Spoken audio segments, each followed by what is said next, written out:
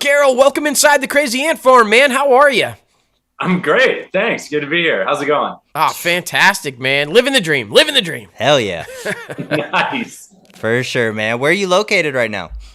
I am in New York City right now. I'm up in the Big Apple. Yeah. We love it. We love it. We're big Frank Sinatra fans, so every time we hear New York City, we're like, New York, New York. That's right. I've never started an interview off with singing to our guests, so you're welcome. That was spectacular. Yeah. I could hear angels cry in the background. Exactly. The first official serenade. It's you felt special, so I just wanted to convey that. I would duet, but you don't want to hear me sing. It's not. No, there's no. I didn't do now, actually. No. Exactly. Oh, hey, man! If you let me get drunk and get in front of a karaoke machine, we're all in. It's good to go. But let you get drunk. I would be right there with you, sir. Hell yeah. Give me 1 second. That's right. 1 second. But man, what we like to do at the very beginning of the podcast, because the show is made for the up-and-comers trying to break into the entertainment industry, so we like to introduce you to our audience. Let us know how you got started. Was it something you always wanted to do, or you just kind of fall into it?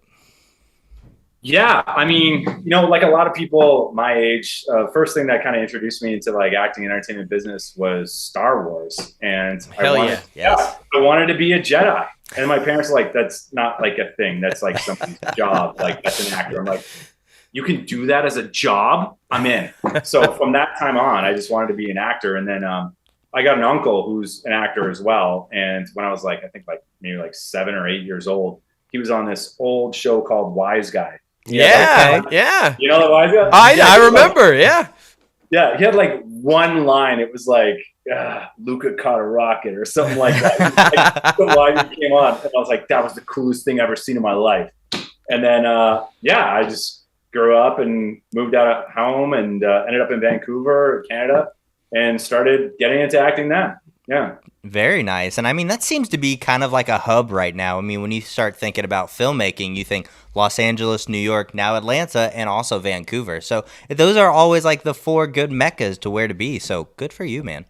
Yeah, thanks. So Vancouver took its course and then ended up wanting to try my luck in the Big Apple. And here I am. So hell yeah. For sure. And I mean, with being in the Big Apple, it's really big in theater performances. So have you ever dabbled in theater, or was that something you were ever interested in? Long time ago, I did like a little bit of theater. Yeah. But like I'd love to do theater here in New York. I haven't get into it yet, but yeah, it's definitely a mountain I want to climb. It's time to bring a Jedi to the stage. That's all I'm saying. I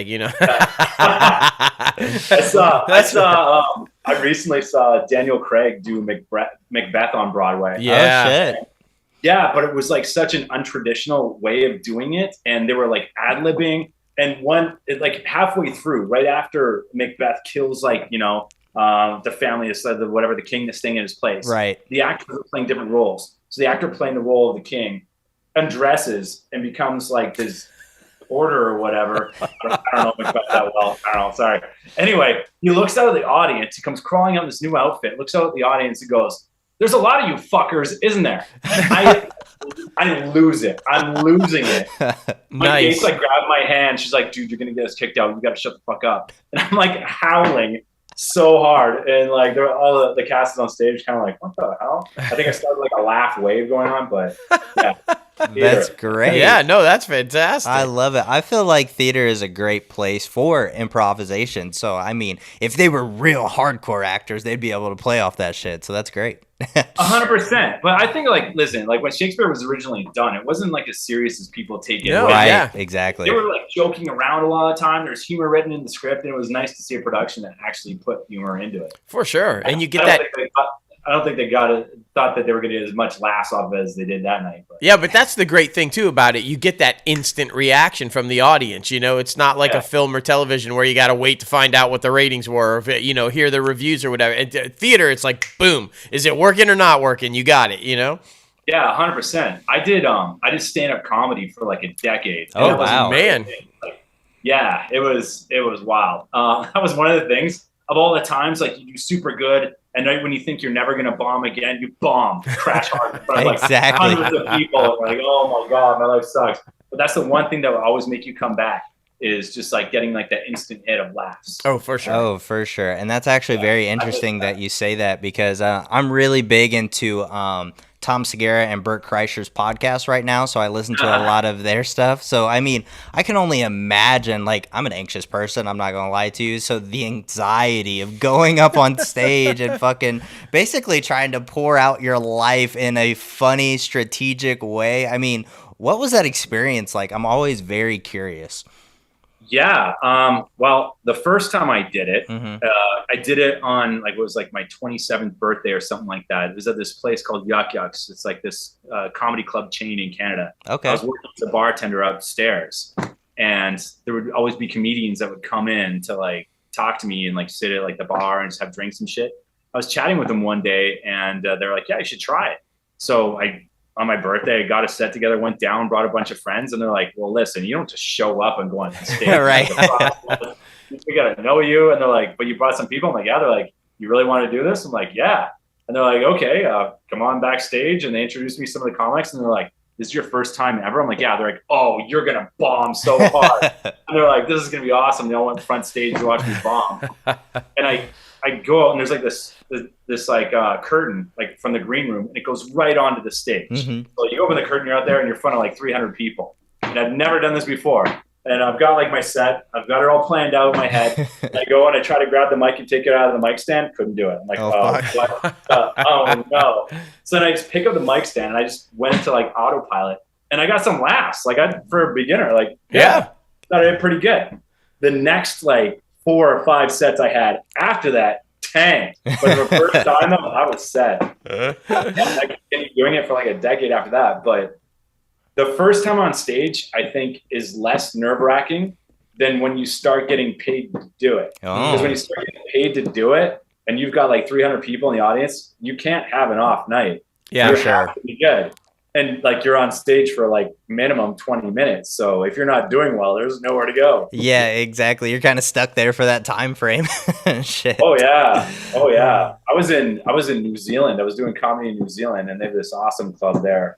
I completely forget the name of it. But it's the only club they have in New Zealand. They only have one. It's in Auckland, New Zealand. Yeah, it's great. I was getting paid to do a set one night there, and I was supposed to do, I think, 20 minutes, and I was like middling. And I think I got to about 8 minutes of it, because New Zealanders, like, it throws you off because they're not like big laughers like Americans, right, and Canadians. They like something that was kind of like, just a little chuckle, Or they'll like smile a lot. They'll smile and nod, like, Yeah. You're not getting, like, already you're not getting a lot of laughs. Right. I was like, I was taking it personally, and I was like, oh man, fuck. Trying to go to the crowd and do some crowd work. They're just staring at me. They're not participating. I was like, oh my god. I got to about 8 minutes, and I was like, you know what? Thanks so much, guys. It's not my night. And I went off. I was so embarrassed. That's hilarious. But I mean, you were able to overcome that shit. Look at you now, man. Look at you now. You still look 27, so let that be a thing. Yeah. It does take, though. I mean, there's a vulnerability to being up on stage, whether it's theater or doing comedy or whatever. I mean, it takes a lot of guts to get out there and put yourself in front of 300 people for an immediate reaction. I mean, so it's something that not a lot of people can do. So, whether you fail or bomb, you did it. And there's not a lot of people, I feel like, have the guts enough to get up there and do it. So 100%. There's a secret to it. Okay. Drink a lot of beer. Yes. You'll go on stage and just don't think about it. Just there like you go. Just go up there super ignorant and be like, whatever happens, I'm gonna be up here for 5 minutes. That's right. Actually, you're gonna get it. I love it. But I mean, we have to mention, because your voice is everywhere in the country, if not the world. So how did you get started in voice acting? It's something that I always wanted to get into. Yeah. It's funny because like when I first started getting into it, I got into a way that I never really thought that it was a way that you could make a living using your voice. My whole thing at first was I wanted to get into animation and video games and all that. But I took quite a bit of a different path. Mm-hmm. So I was working at a nightclub, and I was supplementing like my acting career because it was just kind of like just getting it going. Right. Sure. And, I was dating a girl at the time, and we got into arguments because she didn't think that I like made enough money, and we ended up broke up over it. We ended up breaking up over it. Yeah. So I was like, I am gonna handle this part of my life. I started watching YouTube videos on like how I could do like voiceovers from home. I went out and bought some equipment and spent like the first 4 hours of every day just learning how to record good audio. I had like a kind of like a den, like a little office space that I did out with like, you know, acoustic foam. And then I started recording like every day, whenever I could. I started doing this one website called Fiverr. I don't use it anymore, but like when I first started, I was doing like 400 words, which is a fair amount for $5. And I didn't really care about the money. I was just doing it to learn how to do it. So then like, oh my God, like maybe like 4 months, I turned like $5 gigs into like making like quite a bit. And then changed my whole life around like in 6 months. So that's awesome. I mean, that determination, it's kind of like, I guess, comedy in the sense of the more reps you do, the better you're getting. And I mean, with you putting in that time and dedication, I feel like that's something that the up and comers will take away from this interview. You know, you have to set aside time for yourself every day for this craft that you say you love. So you have to, you know, flex those muscles a little bit and to try to make sure that you continue to grow as you continue to grow older as well. So, I mean, it's something, you know, you have to dedicate your time to. And I think that's very important. Yeah, 100%. I just looked at it as like, listen, like every morning, like what do a lot of people do? Usually they have their coffee, they'll watch the news, just do some bullshit that doesn't really do anything. Right. That's right. Like what you could be doing is just looking at like what your dream is, what you want to do, plan out that first hour, 2 hours of your day, which are just like, you know, you're not really doing a whole lot anyway, or get up early if you are.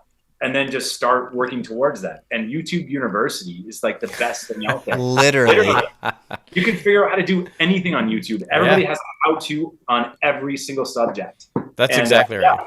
If anybody that's listening wants to get into voiceover, what I would say is literally go to a guy named Bill DeWeese. He has a YouTube site, and he tells you literally in short videos how to get started in voiceover. And that's what I watched. That, and there's this other guy named Booth Junkie, and he teaches you how to put together a home studio. Those are the first two things you need to do. And then you get into like online casting or get an agent. I'd recommend getting online casting first, and then just start putting in your reps and just doing as many auditions as you can. Nice. And you start figuring it out that way. Exactly. And what would you say, like, how important is the money at first? Would you say, you know, to try to get more gigs rather than look for the paying jobs? Or how would you say that for the up and comers trying to break into it? Yeah, I honestly, like, even now, I don't even, if I ever like think about how much a job could pay me in like an audition, I'll screw it up. Yeah. You have to like, all you have to do is just try to do the best job you can on every single one, no matter how much they pay. Because I can't tell you how many times I've done an audition and I didn't get the job, but they came back and like, listen, that audition was so good. We got this other gig. And then they just give it to you. Yeah. You don't even have to audition for that one. They're like, we just liked you so much, we're just going to give you that job. And that's because the audition is the job. We've had so many of our guests say, you know, work is the audition. And then if you get the gig, that's just the bonus. But your job is to audition and audition and audition. And like you said, you know, if you do your best, somebody's going to see it at some point. You're going to get something from it. You know, you always got to go in with that attitude and go, hey, I didn't get this gig, but I'm going to get one. So, you know, I think that's the right approach, man. Yeah, 100%. 100%. And it's funny, like, so Back Road Truckers, the show that I narrate, is on Hulu right now. I got that because I didn't get another gig that they were doing. They got another one called Rust Valley Restorers. Yeah, and it was between me and another VO who was extremely talented named Michael Dangerfield. And it was down between the two of us. And he ended up getting it. And I was kind of working under him and helping at his school called On the Mic in Vancouver. And I was kind of bummed at first. But then like a year later, I got that audition. And then not only did I get that audition, but the producers actually sent a note to my agent saying like, listen, we really like his voice for this. And if there's anything that he needs to know, give us a call. And I was like so prepared for this audition. Right. I got this. And I laid it. I worked on it so hard and I sent it in, and then I got a call back for it. They had me come into the studio, and they told me that they thought that I was pretty much the guy before I even started recording. They just wanted to see if I could take direction. Nice. And that was like the first time I'd ever narrated a show. So I was like a little nervous. But I asked a buddy of mine who works a lot, and he was like, just don't look desperate, man. That's right. Good advice. Good advice. But it's not just VO stuff. It's not just voice acting. You're in front of the camera as well, right? Yeah, absolutely. Yeah. So you got a short film coming up, right? Yeah, that's right. Let's talk about it. Smoke Eater. We want to talk about Smoke Eater. Smoke Eater. It sounds like New Hampshire. Yeah, go ahead. You pitch the New Hampshire Film Festival. It's a day in the life of a female firefighter in 1981. She brings her kid to work, and it's their experience throughout the day. So I play Kurt, who is seemingly a very nice guy and ends up being not so nice. What? You not a nice guy? What? Right? I mean, I can't see that at all. But I mean,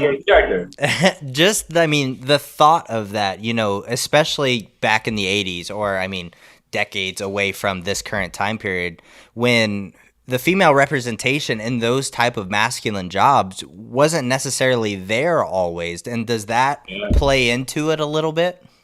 Yeah, 100%. I mean, obviously they wanted to sort of show everybody these days what it would look like back then. Right. And one thing that was important to me and to the director as well is that Kurt was played as if he didn't think that he was doing anything wrong. Mm-hmm. So I don't want I don't know how many people are going to see it, but basically there's a scene where the lead character is we're all going to bed and we're in the bunkhouse and all that. So it's nighttime, and the lead character is getting ready to go to bed, and tell her to come sleep in my bed, and I take my shirt off and I grab her and all that kind of stuff. Right. But I always thought that especially at that day and time, this guy, he doesn't even know what a piece of shit that he's being at the time. Right. You know what I mean? We've come a long way, but there's still people like that, the former American president thinks he can just grab women by their private parts. So. Yeah. Exactly. I mean, there's so many instances like that where back then it was acceptable, I guess you could say, by society, and it took nearly, so many years before they even started calling people out for it, until the Me Too movement really happened, because a lot of women felt like they didn't have voices to express their thoughts and opinions and feelings, how this was traumatizing them throughout their whole life. So yeah, I think it's going to be a very important story in that aspect, and be able to shed some light on things and give respect to those women who lived through those times and came out on the other side, being able to talk about it and talk about their experiences to try to prevent that from happening in the future. Yeah, 100%. I think one of the really cool things about the way that it's shot too is that Gloria, the director, she filmed it so it's not really showing an opinion about what's going on one way or the other. Okay. You just kind of feel like you're sitting in the back seat just watching as this day progresses. Yeah. And you have your own feelings about it, and it can be uncomfortable at times. Yeah. It's a really good piece of art. I'm really proud of that. Oh, dude, sounds amazing. And I love the approach that she had, that where you say, play it like he's doing anything wrong, right? Because I think that was the case. I think that back then, and even nowadays, sometimes it's that this is the culture. This is how they were brought up, and they don't really think they're doing anything wrong. This is just how a man acts, and this is how he does it. And that's even more scary than the ones who realize they're doing something wrong and do it. It's the ones that think it's just normal, that this is how I was raised, this is how it goes, and this is what a man is. And that's even more terrifying. So I like the approach that she says, go with that and say, hey, this guy's just doing what he does. He doesn't even realize. So yeah, that's fantastic. Makes him 10 times more scary too. Exactly. And we are filmmakers ourselves. We have a production company, so I'm always so curious about the behind the scenes aspects. Where was it shot, and how long did it take you to shoot this whole process?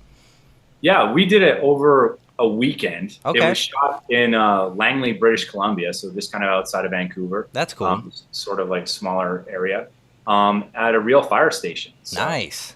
Yeah. I love that. And just to be able to be in that environment, I'm sure you as an actor and as a professional can take a lot of inspiration just from your surroundings, just from being in an actual fire station. I can only imagine, watching different types of those procedural shows and being like, okay, this is the time period, this is the way they conduct themselves, and all of these different things, and then being in the environment, like I said, I'm sure that was really good for you. Well, and what about the behind the voice acting and then in front of the camera? So do you get very animated when you're doing the voice acting because you've got that freedom of not having the camera on you, right? You can just kind of have it and you just go for it. But when the camera's on you, literally everything you do is like, picked up. Even the smallest face exaggeration is like gigantified, right? So gigantified, is that even a word? It is now. Word now. That's right. So was there a transition there where you did you have to tame it down a little, or did you just kind of explain that a little bit? I'm still acting's a work in progress. I'm still learning to tame it down, but sometimes, sometimes you're taming it down too much. There's a lot of acting these days, especially in procedurals, where people are just kind of talking heads and they get yeah. styles and where did Comanche go? You know what I mean? Yeah. But I'm just trying to be as authentic and real in acting as I can be. Right. There you go. And if you just think about when you're talking to somebody, a lot of the time, we're just talking. Exactly. Right? Yep. But if your natural state is to be more animated and all that, then use it if it works in the role, Yep. And I'm more of an animated person. I've always been in my life, even before the whole No. Trust me, before this, we were going back and looking at your Instagram and you cracking up dying on some of your reads. I think it's absolutely hilarious. Heck yeah. Yeah, I got to do more of those. It was fun to post. That's good content, man. It brings the realism, out of the actual profession. And I think that's something that a lot of people like to see. They like to see it, not so cut and dry 1, 2, 3, 4, but add a little bit of spice here and there. Yeah, because it's supposed to be fun, right? Exactly. If you're not having fun doing it, why the hell are you doing it, right? It is honestly voice acting and acting, especially voice acting for me. It's meditative. It's super fun. You get to act like an idiot by yourself. Yeah. It's a completely different thing for me than in front of the camera acting. For sure. Yeah. That's awesome, man. And I got to say, thank you so much for coming on the show, because this is really going to help a lot of up-and-comers, keep their head down and keep grinding forward, because, a lot of people get, deceived by a lot of things and get down on their luck and different stuff like that. But your positivity and your motivation and your dedication to the craft, I think, is going to be very inspiring for everyone listening to this interview. Awesome. Well, thanks for saying that. Oh, of course, man. We're always here to build people up. So anytime you ever want to come back on the show, you're more than welcome. Just reach out to us. You got my email and you got my Instagram and stuff now. So, bro, anytime you want to come back on, we're open for it. Hell yeah. That'd be awesome. Thanks so much. No problem, man. We hope you have a great rest of your night, and we'll be talking to you soon, brother. Thanks, guys. All right, Thank man. you, brother. Take care. Oh, man. That was good. Yeah, dude, he's just upbeat and happy. You can Exactly. just see it. And I love that. Anybody who does an interview and the entire time it's just a huge smile. Yeah. The entire time. They love what they do and they're having a good time. And that's the best kind, man. Yeah, because, that's really what you take away from it, is that he's a lover of the craft. No matter what aspect he's doing, he's just enjoying the process. And that's really what it's about in the entertainment industry. Whatever you're doing, if you're an actor behind the scenes or conducting a whole bunch of different stuff, as long as you enjoy the process and enjoy who you're working with, that's what it's all about. Hell yeah. And another piece of advice that we've heard from so many guests, and again in this interview, it's not about the money. Nope. If you're doing it about the money, it's never going to be successful. Don't worry about the money. Just do what you do. Do your best at it. The money will come. Exactly. I just think I love when they say that, because it's so true. I think people go into it for the wrong reasons. And every time we have a guest on to reiterate, it's not about the money. It's about the art. Have fun doing it. Best advice you can give. Exactly. Thank you again, Jesse, for coming on the show.